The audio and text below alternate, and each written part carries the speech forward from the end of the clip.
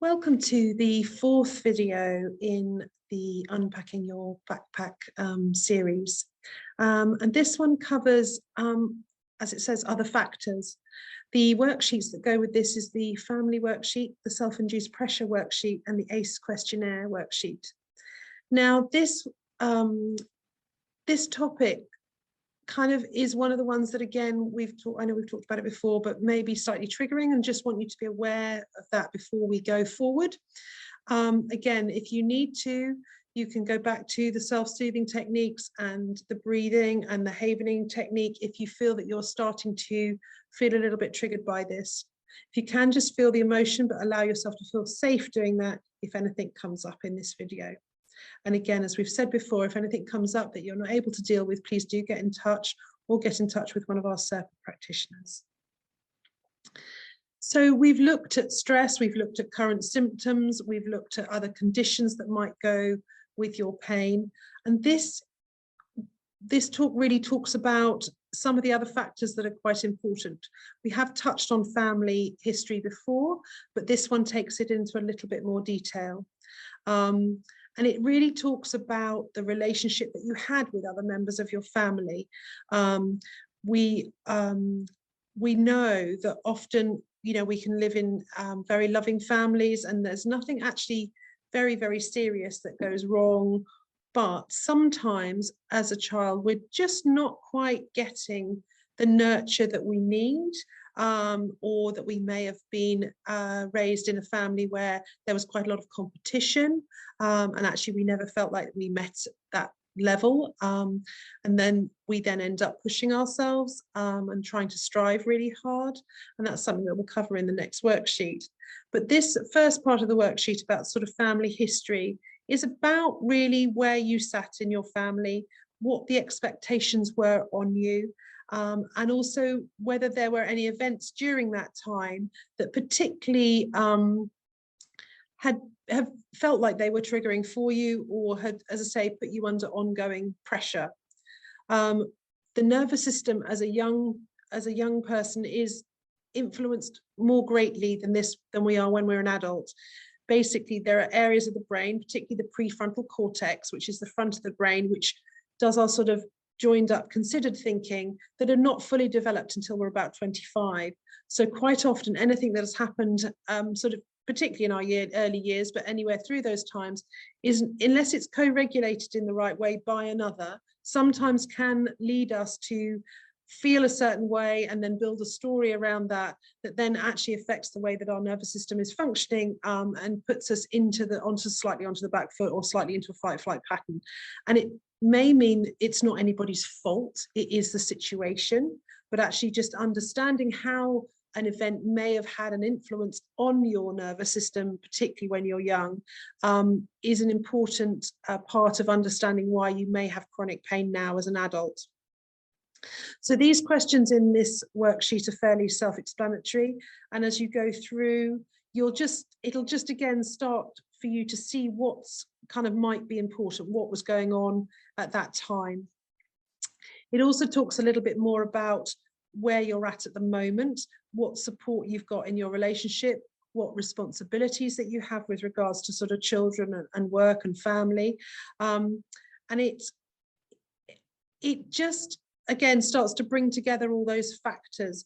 We know that from a pain perspective, we need to look at the biological, the psychological, and the social. And this brings in that social aspect. It brings in those factors of actually, how settled are you in your relationship? How, you probably love your children, but if they don't sleep through the night, you're exhausted. So again, we've got all sorts of different factors that can be coming in from all sorts of angles. So as I say, from that biopsychosocial perspective, this worksheet tends to look at the social, or some of the social sort of aspects of that. So again, we're looking for the things that stick out in your brain, in your mind, when you've completed this, to see like, oh gosh, actually, it may be that you had a parent that left, or a parent that was not very well when you were young. And those things are important, and we wouldn't necessarily associate that with pain as an adult. Sometimes these events that happen when we're very young, then mean that we start to change our behavior. Again, as a small child, you then start to have certain, we're born with certain, sort of traits, but some of that then comes on depending on what has happened to us in our early life.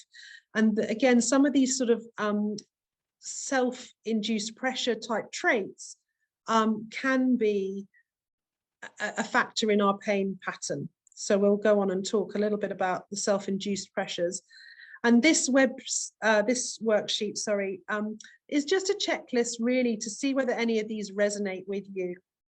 I certainly myself, just looking down the list, have had perfectionist sort of tendencies. I'm definitely trying to give them up as we go on, but there are often, you read down this list and you think, oh, actually, no, I am quite self-critical, or I am very analytical, or I'm very responsible. Are you always the one doing all the planning?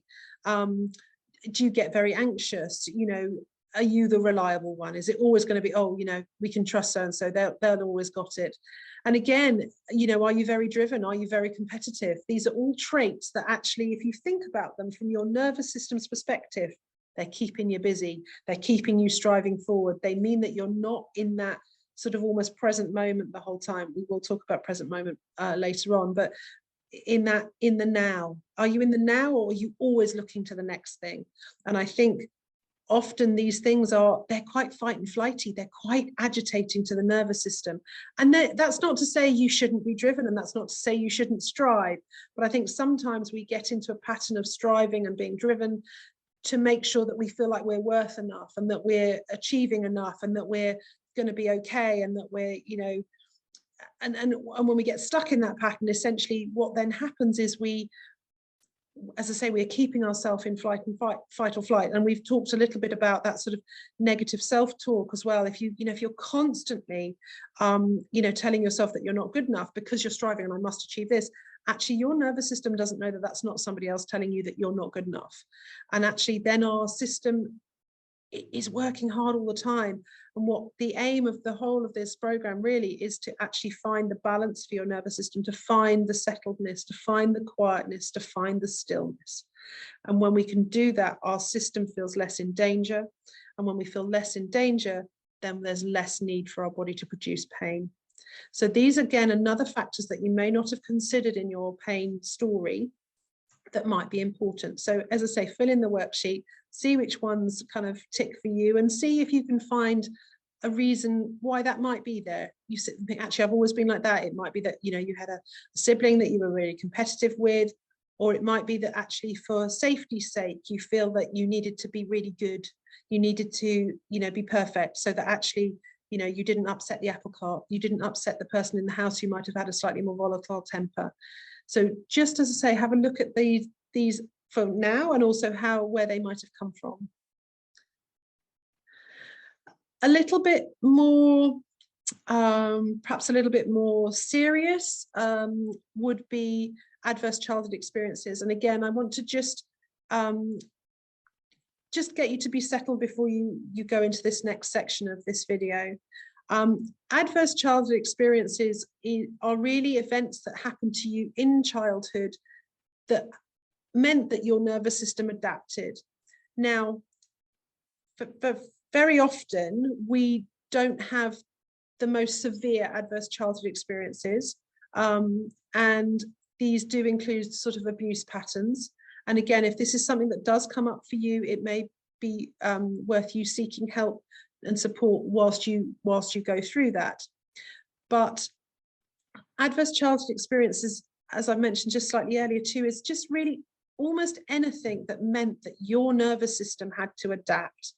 Now, they talk about, our stress response and our nervous system is adapted to keep us safe. So essentially, if we're having to run away from the bear in the woods, actually it's a short-lived, sharp effect, and actually it primes our body and it gets our nervous system ready, and it produces the right hormones and produces the right physiological action so that we can run away or fight to keep ourselves alive.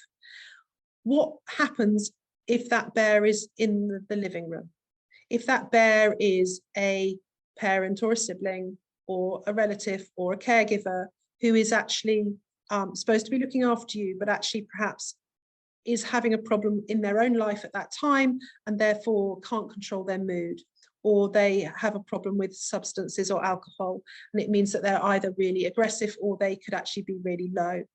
Now, these things, whilst you may not ever be on the receiving end of any sort of physical type abuse or emotional actual abuse, essentially, if your system has felt activated because you're wary all the time, these things are important. And again, for the majority of people we see, they have not actually been physically, sexually, or emotionally abused. But what may have happened is that they feel like their needs were slightly neglected. They did an absolutely enormous study where they looked at events in people's childhood and the effects on their health later in life. And certainly, if you've had 2 or 3 adverse childhood experiences, then you are 30 or 40 times more likely to have chronic pain as an adult. We will talk about this in more detail later on and go into the sort of more about the study and the other health implications that that may have. But essentially, it is something that we need to consider in your story. Now, this is the original kind of ACEs questionnaire is the worksheet that comes with this. Now, I think that it seems quite dramatic, and I often, when we do this with patients one-to-one, actually we don't look at it from so literally, really.